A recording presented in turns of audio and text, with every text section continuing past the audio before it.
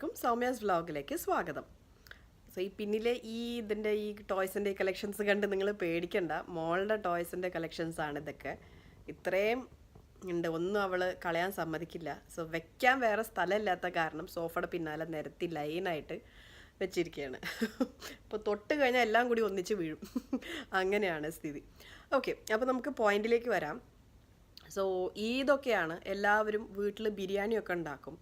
So ഇന്ന് ഞാൻ നിങ്ങൾക്ക് വേണ്ടിയിട്ട് ഒരു സ്പെഷ്യൽ ബിരിയാണിയാണ് ഉണ്ടാക്കാൻ പോകുന്നത്. സോ എല്ലാവരും ഈ കുക്കറിൽ ബിരിയാണി, പിന്നെ വേറെ അതല്ലാത്ത വലിയ ചെമ്പിൽ ബിരിയാണിയൊക്കെ ഉണ്ടാക്കും. സോ അതൊന്നും അല്ലാതെ മൺചട്ടിയിൽ ഒരു അടിപൊളി ബിരിയാണി ഞാൻ നിങ്ങൾക്ക് വേണ്ടി ഇന്ന് കാണിക്കാം.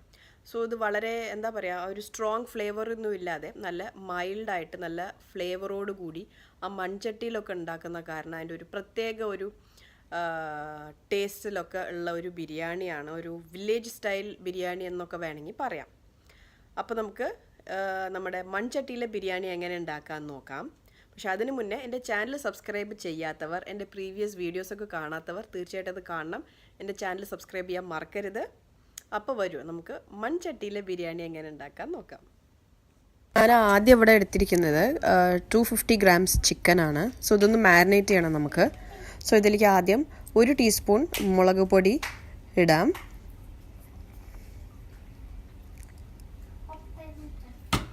എന്നിട്ട് 1 ടീസ്പൂൺ മല്ലിപ്പൊടി,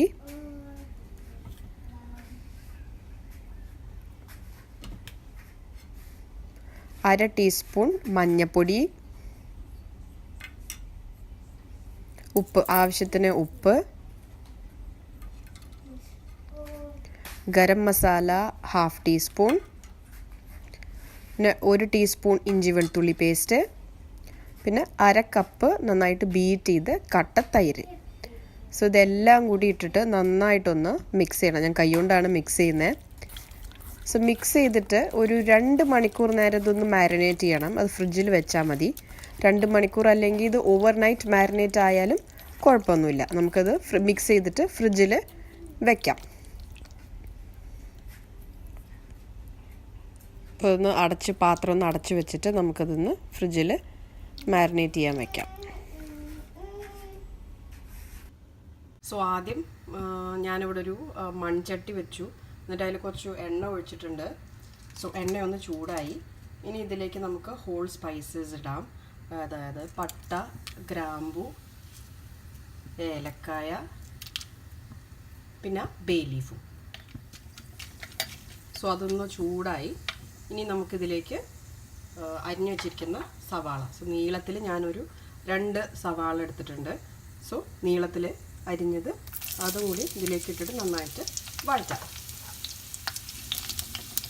കുറച്ച് ഉപ്പും കൂടി ഒന്ന് ചേർത്ത് കൊടുത്താൽ സവാള ഒന്ന് വേഗം വഴണ്ട് കിട്ടും. സവാള ചെറുതായിട്ടൊന്ന് പിങ്ക് ആവിലേക്ക് ഞാൻ 2 പച്ചമുളക് കട്ട് ചെയ്ത് വെച്ചത് അതും കൂടി അതിലേക്ക് ഇട്ടിട്ടൊന്ന് വഴറ്റാൻ നന്നായിട്ട്.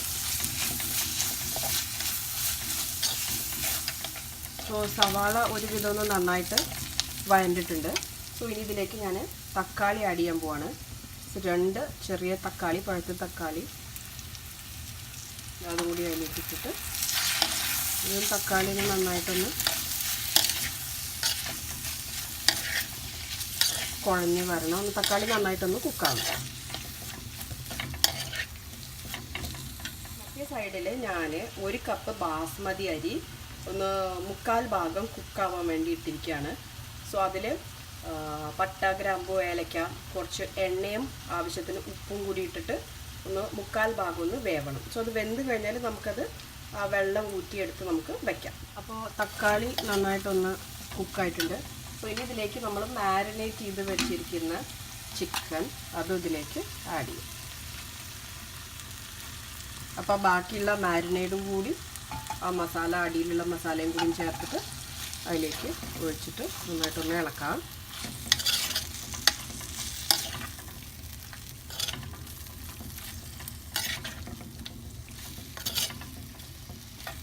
ചിക്കൻ നന്നായിട്ട് ഇളക്കി. ഇനി ഇതൊരു 5 മിനിറ്റ് നേരം ഒന്ന് നന്നായിട്ടൊന്ന് കുക്കാണ്. ഇനി വേറെ വെള്ളമൊന്നും ഒഴിക്കണ്ട. അപ്പോൾ ഒരു 5 മിനിറ്റ് നേരം ചിക്കൻ ഒന്ന് കുക്കാവട്ടെ നന്നായിട്ട്. സോ 5 മിനിറ്റ് ആയി. സോ ചിക്കൻ ചെറുതായിട്ടൊന്ന് കുക്കായിട്ടുണ്ട്. സോ ഇനി ഞാനിവിടെ പുതിനയും മല്ലിയിലയും കൂടി എടുത്ത് ചോപ്പ് ചെയ്തത് ഒരു കപ്പ് എടുത്തിട്ടുണ്ട്. സോ ഒരു കൈപ്പിടി, ഒരു ഹാൻഡ്ഫുൾ ഓഫ് പുതിന ആൻഡ് ഒരു ഹാൻഡ്ഫുൾ ഓഫ് മല്ലിയില, ഇത് എല്ലാം കൂടി അതിലേക്ക് ഇട്ടിട്ട് നന്നായിട്ടൊന്ന് ഇളക്കാം.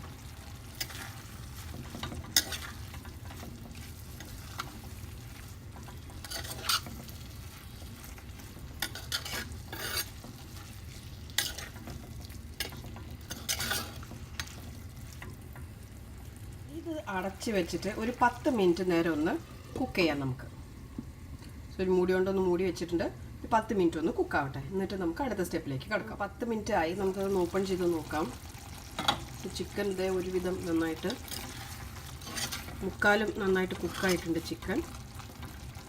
സോ ഇനി നമുക്ക് അടുത്തത് ഇതിലേക്ക് നമ്മൾ 3/4 കുക്ക് ചെയ്ത് വെച്ചിരിക്കുന്ന ബാസ്മതി റൈസ് അതിലേക്ക് ഇടണം. ബാസ്മതി റൈസിൻ്റെ മേലേക്ക് ഇടാം.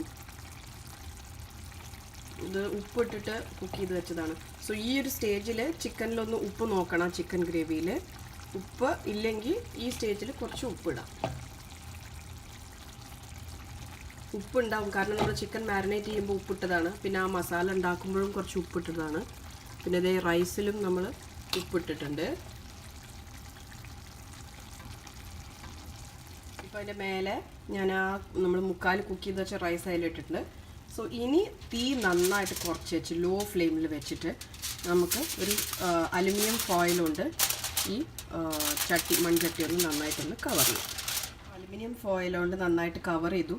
ഇനിയൊരു മൂടി കൊണ്ട് നന്നായിട്ടൊന്ന് ക്ലോസ് ചെയ്യുക. കുറച്ച് നേരം ഒന്ന് ദം നമുക്ക് വെക്കണം, എന്നാലേ ഇതെല്ലാം പെർഫെക്റ്റായിട്ട് കുക്കാവുള്ളൂ.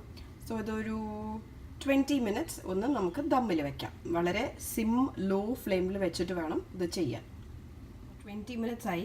ഇപ്പോൾ നമുക്കിതൊന്ന് ഓപ്പൺ ചെയ്ത് നോക്കാം. അത് നന്നായിട്ട് ദം ആയിട്ടുണ്ടാവും.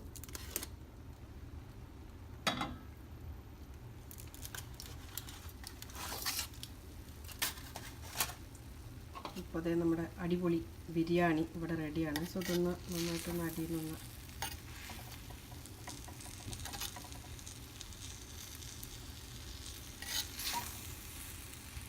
ചിക്കൻ നന്നായിട്ട് വെന്തിട്ടുണ്ട്. അപ്പോൾ നമ്മുടെ മൺചട്ടിയിലെ ബിരിയാണി ഇവിടെ റെഡി ആയിട്ടുണ്ട്. ഇതൊരു തമിഴ് സ്റ്റൈൽ ബിരിയാണിയാണ്. അപ്പോൾ ഇതിൻ്റെ ടേസ്റ്റ് കൂടുന്നത് ഒന്ന് ഇത് ചൂടാറിയിട്ട്, അല്ലെങ്കിൽ പിന്നെ പിറ്റേ ദിവസത്തേക്ക് വെച്ച് കഴിഞ്ഞാൽ ഇനിയും നല്ല ടേസ്റ്റാണ്. ആ ഒരു കളറും എല്ലാം നല്ല ഇതായിട്ട് വരും. അപ്പോൾ നിങ്ങളിത് ട്രൈ ചെയ്ത് നോക്കണം. നിങ്ങളുടെ കമൻറ്റ്സ് അറിയിക്കും വേണം, കാരണം നിങ്ങളുടെ കമൻറ്റ്സ് വളരെ വാല്യുബിൾ ആണ്. അപ്പോൾ നമുക്ക് അടുത്ത ഒരു ഇൻട്രസ്റ്റിംഗ് റെസിപ്പി ആയിട്ട് വീണ്ടും കാണാം. Till then take care and bye bye.